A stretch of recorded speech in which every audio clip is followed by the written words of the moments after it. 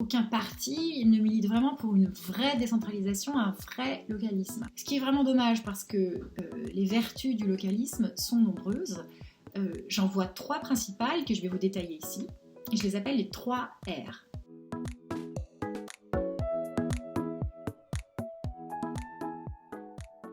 La première, c'est la résilience. Considérons pour commencer le contre-exemple de la centralisation à la française, la Suisse. Et je vais citer le livre Antifragile par le philosophe Nassim Nicolas Taleb. Tous ceux qui se réfugient en Suisse, écrit-il, ne remarquent pas l'évidence. Le pays le plus stable au monde n'a pas de gouvernement. Et il n'est pas stable en dépit de cette absence, il l'est parce qu'il n'en a pas. La leçon à tirer est importante. Ce que veut dire Nassim Nicolas Taleb, c'est que des variations locales, une fois agrégées, peuvent produire de la stabilité.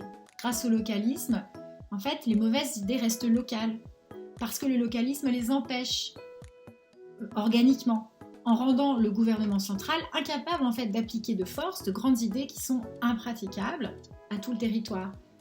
Il les empêche aussi par le bas, parce qu'il permet de tester à petite échelle des idées, des projets, sans que leurs conséquences négatives éventuelles touchent le pays dans son ensemble. C'est ainsi, à mon avis, qu'il faut comprendre l'émulation qui peut naître entre des régions décentralisées. Ça n'est pas une compétition stérile ou agressive, mais c'est plutôt un système d'essai-erreur qui bénéficie à tous si les idées sont bonnes, mais qui ne nuit qu'à quelques-uns dans le cas contraire.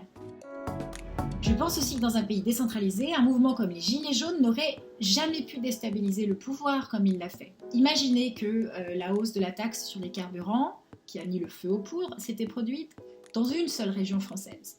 Si cette région avait été autorisée à lever cet impôt, parce que véritablement autonome. Eh bien cette mesure aurait peut-être provoqué une révolte locale, mais certainement pas nationale. Les autres régions, je pense aussi, en voyant ce soulèvement, auraient été vraiment découragées d'introduire la même augmentation d'impôts. Donc paradoxalement, la décentralisation solidifie le pouvoir.